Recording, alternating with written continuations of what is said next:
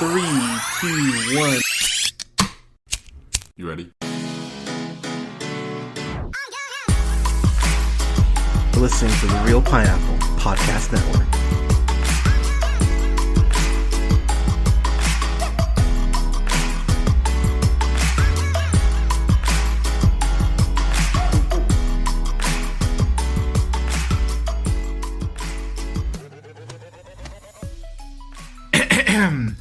Good evening, ladies, gentlemen, theys, and gays. This is the Real Pineapple. This is your humble host, Hunter, here.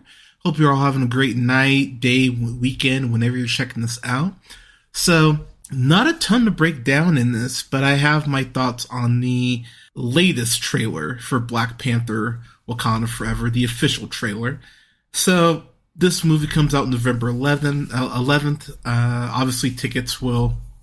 there will be screenings places on November 10th. I have already bought tickets for my partner and I for that Thursday night at 8 p.m. So I will have a review up for sure that weekend. I am not ready for this movie. Full disclosure, I'm terrified to go see this movie because, look, let's call it what it is. Ryan Coogler has the biggest task of, oh god, I don't want to say ever in the MCU as far as a film, but outside of an Avengers film, I think Ryan Coogler's got he had to do this once already, because let's call it what it is. The first Black Panther, it was a huge cultural milestone for people of color to see someone who looks like them, to have a extremely black fucking movie make over $1 billion, set all these trends and these records, and means so much for just black people in general. And of course, you know, we lost our king. We lost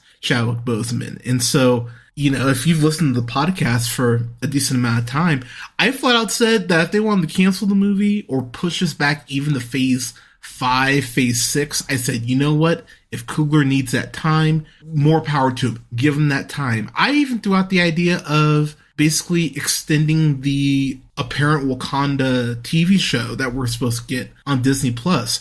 Extend that by 3 or 4 episodes and incorporate the plot of what was going to be Wakanda Forever. Incorporate it into that. I even said do that. I have been really torn on this movie just because, and I'm already seeing it online. Already the people who are just going to be pieces of shit about this regardless, even if it's the best thing ever.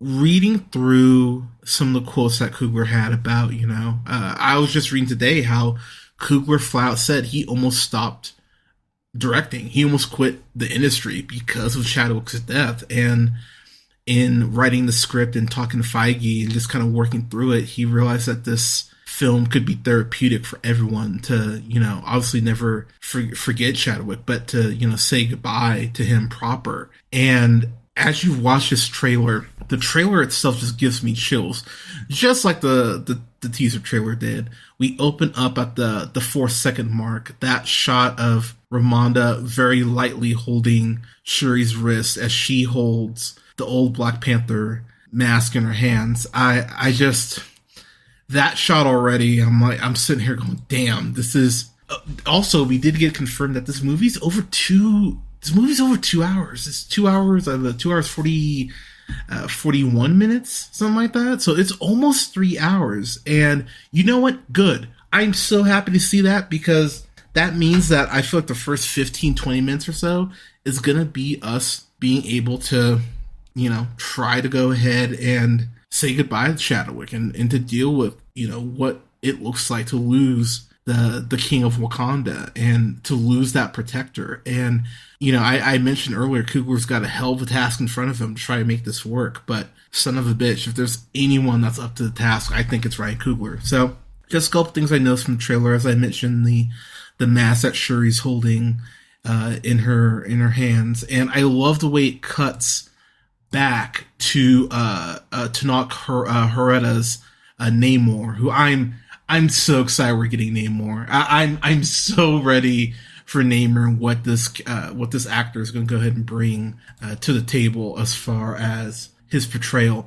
But I love the way that as we see Wakanda in mourning, we see him really seeming to set up his own story and where he wants to take his kingdom. And I'm very curious because Coogler talked about how this movie deals with parallels, but the differences in those parallels as well. You know, talking about Riri Williams joining the fold, played by Dominique Thorne. We of course know she becomes Ironheart. So, you know, she has an incredible genius level intellect, just like Shuri does, but she is definitely different in character. So I'm very curious how they're going to interact. But getting back to the beginning of the trailer here, I just love the way that it's flashing back and forth between Namor and between the people of Wakanda and mourning. The quote that I adore that Namor says early on in the trailer is, you know, only the most broken people can be great leaders. But I love the way how Namor has this incredible, this authoritative tone to his voice. He speaks very kind of calmly almost similar to how Jafar speaks, but the cartoon version, by the way, not the live action. But when Jafar does speak, you are listening, and I love the way that they're portraying Namor here already. It's going to be very interesting how we, considering what he ends up meaning in the comics, you know, how we kind of get to those places. But I'm so excited to see him be what appears to be one of, if not the main antagonist in this film. To circle back real quick to the funeral. So I've talked about Letitia Wright, and I have talked about at length about how her anti-vaccine rhetoric not just pisses me off because it's fucking toxic and problematic just in how she thinks that shit works, but also in the fact that this is already a film with so much emotion behind it, so much emotion attached to it. Why are you trying to make Ryan Coogler's job harder? And I can't, so I'm going to give Ryan Coogler just a gold star going into this movie, because not only did he direct the first one, but I just cannot imagine with all this pressure, and let's be clear, there's a ton of pressure on Ryan Coogler to not just make this a, at worst, good movie, but to go ahead and handle the death of Chadwick Boseman. And I just can't imagine being the main writer, director, producer, and you've got the Marvel overlords, you know, looking at you going, all right, man. I believe Kevin Feige has all the faith in the world in Ryan Coogler, and I'm sure Coogler is very aware of that. But goddamn, I wouldn't envy anyone in this position, let alone someone that I'm such a fan of. But I'm pulling for Coogler pulled off. That I'll just end by saying that. The emphasis, though, on the funeral, as I was talking about Letitia Wright, narratively, it makes the most sense for Shuri to become the Black Panther. If you've read a good amount of Black Panther, you know that Shuri ends up taking over the mantle. Shuri's a hell of a Black Panther, too, in the comics. She's an absolute badass. So, from a narrative standpoint, totally makes sense that's her. I do wonder, and this is where, as we get into, you know, Avengers, the Kang Dynasty, and Secret Wars, it's going to be really interesting to see what happens with whomever the Black Panther ends up being. Let's just say it is Shuri. This trailer definitely doesn't come out and confirm it, but definitely does kind of go, yeah, you probably know who it is. What happens with the Black Panther moving forward? Because if you're going to have an actress who is this problematic, who won't shut the fuck up, do you want to give them, you know, a major role moving forward on the off chance that, you know, they pull Gina Carano and you have to go ahead and just go like, cool, you're out. We can't deal with you doing this bullshit anymore. I mean, how much do you invest in Letitia Wright? So I'm very curious to see if they actually do make it her, or, as I've mentioned, and I said this in the teaser trailer breakdown for Wakanda Forever, which, you know, you can check out on the channel, it's up. I even said it is not above Marvel to put frames or shots in trailers that are complete and total bullshit. It would in no way surprise me if they went ahead and they're just using fake Black Panther suit shots. I wouldn't be surprised at all, because yeah, you see this, you know, you see the cut of the suit and everything, and it totally looks like it's Letitia Wright under the mask. So in theory, yeah, it should be her. But is Marvel just bullshitting? I honestly would not be surprised if that's the case. But I digress. Moving on, as we saw in the prior trailer, painting of Chadwick up there in Wakanda, it loosely translates to the Panther King forever lives in us and rests. And I love that. I love that so much. We go ahead and get to, I can't remember what they're calling it. It's not Atlantis, but we get to the underwater location and see Namor descend into his throne. I love the way that we're getting a little bit more blue in the color palette, especially when we're dealing with anything underwater. Namor feels like he's giving me that king energy. I love the way like even just a subtle way he's holding the staff as he kind of looks down. You get that gravitas, you get that anger just from the little bit we're seeing from Namor already, and I'm so excited. I'm so excited to see what he's going to bring to the role. So my big question, I mentioned this in the Wakanda Forever teaser trailer. There's this helipad which looks like it's a Wakandan base inside of it. I want to know who the hell is invading this base. That's what I'm really curious about, because if it's the fucking U.S. government, which, let's be clear, would it really surprise anyone if it wasn't the U.S. government? Could be Dr. Doom. I kind of stand by that theory.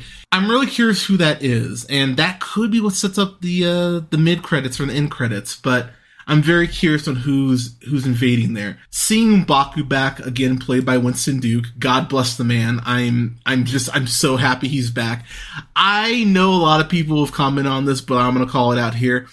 I love the fact Namor has his fucking ankle wings. It's such a subtle detail, and again, comic book nerd here. I was so happy to see that. I went, hell yeah, Coogler. And even Coogler talked about how you have to embrace the things that are weird, but that can be fun. And motherfucker knows his comics, so I'm really happy he included that in there.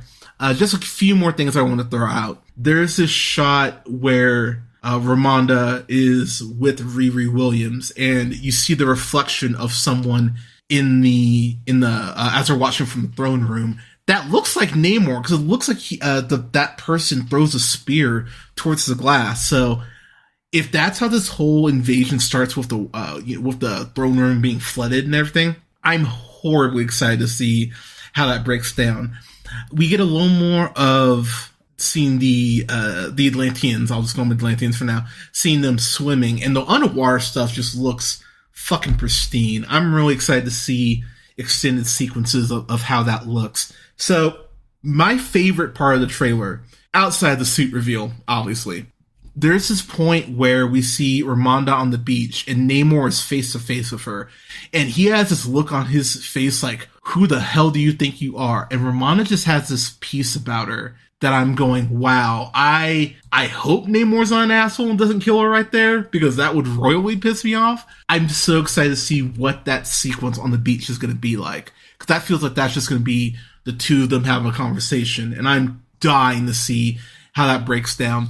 There's an amazing shot in the trailer where we get a car chase where Nakia, played by Lupita Nyong'o, of course, we have Riri Williams, who is in her assembled Mark I version of her Ironheart suit, which I'm so excited to see how that's built and how she breaks that down.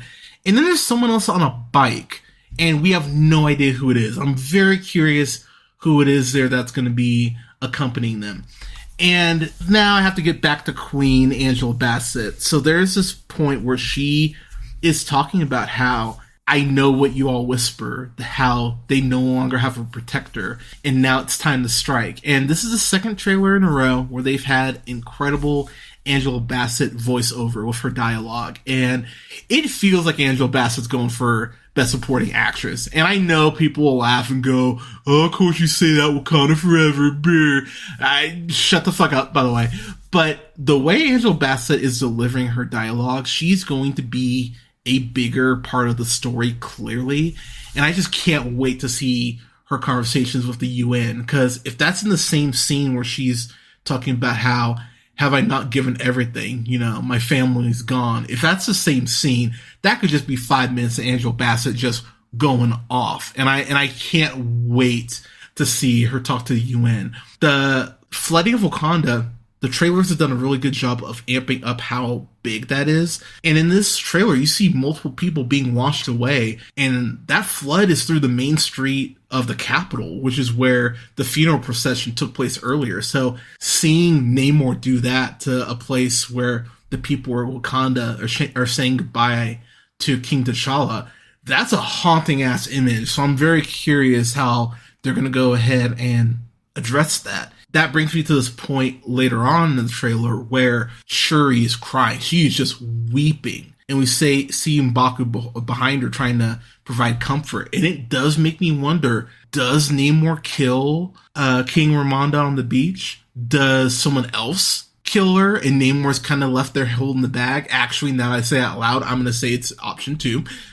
It feels like Shuri's world is going to really be broken apart, and that's going to lead to inevitably the last bit here where we get the new Black Panther suit. And the main reason why I think it's Shuri, obviously again because it makes narrative sense, but because even the dots on the new mask are very reminiscent of what Shuri's how Shuri has the dots on her. And so it's a great looking suit, by the way. I like the accents of the gold mixed with the white. It's interesting how, we think about the gold, you think about Killmonger. So it's interesting that there could very easily, and actually I'm going to call this right now because I believe I mentioned it in the prior trailer breakdown, but I believe that Shuri is going to end up talking to Killmonger on the astral plane. Or on the, I think it's the astral plane. I'm blanking on the names. The plane that was mentioned in the first Black Panther. I think she's gonna end up talking to Killmonger there. I think she's gonna get some sort of pep talk. I have this feeling that Michael B. Jordan will be in the movie for about 5 minutes to have this conversation with Shuri, which I would find horribly interesting. But that's what I noticed in the trailer, y'all. November 11th, I will definitely be reviewing that. Oh my god, I'm so scared to watch this, but I'm so excited to watch it. But everyone, the Wakanda Forever trailer, talk to me. What did you think about it? What are your thoughts on it? You can follow us most places. You listen to podcasts: SoundCloud, Apple, Google Podcasts, Podbean, Stitcher, iHeartRadio, Spotify, Amazon Music, TuneUp, iHeartRadio, and Samsung Podcasts at The Real Pineapple. You can follow yours truly on the Twitter at JHunterRealPineapple.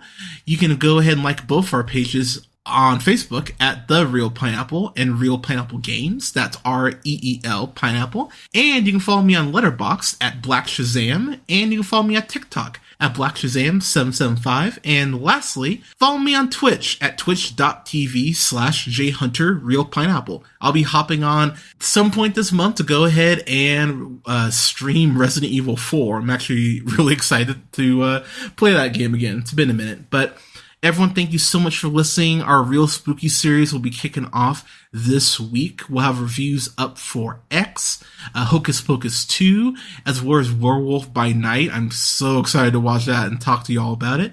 And we'll have reviews later on in the month for Evil Dead, The House of a Clock in Its Walls, the original Halloween, Halloween Kills, and Halloween Ends, and all of the Scream movies with my special friend / guest Buck. I'm so excited to actually watch all the Scream movies for the first time. But everyone stay safe out there. Wear your mask. Get your booster if you haven't gotten it yet. Get your flu shot. We're heading to the season. Stay safe out there, everyone. Tell someone you love them today. We need to all hear that more. But thanks again for your support, y'all, and I'll talk to you soon.